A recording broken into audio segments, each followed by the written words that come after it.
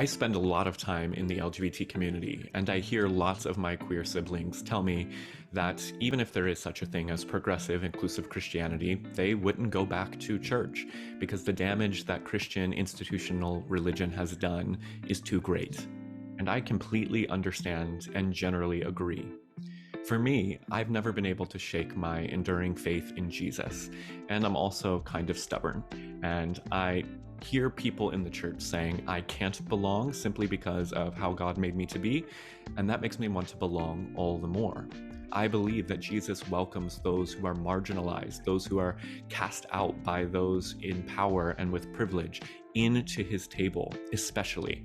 I believe the church flourishes when minorities, when queer people are in its midst, doing its ministry, contributing to the work of making this world more just and equal, which, by the way, is what Christianity is ultimately all about, or should be. You see, my understanding of Christian faith is summed up by Jesus. He said all of the law and all of the prophets, meaning all of the Bible, is summed up in 2 commands. Love the Lord your God with all of your heart, soul, mind, and strength, and love your neighbor as you love yourself.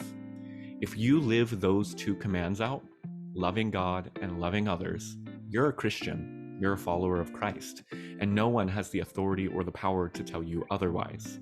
And even though institutions of Christianity and people who have claimed to represent Christ have said that queer people aren't welcome, that we are intrinsically disordered or abominations, I hope all queer people know that God's love for you has never wavered.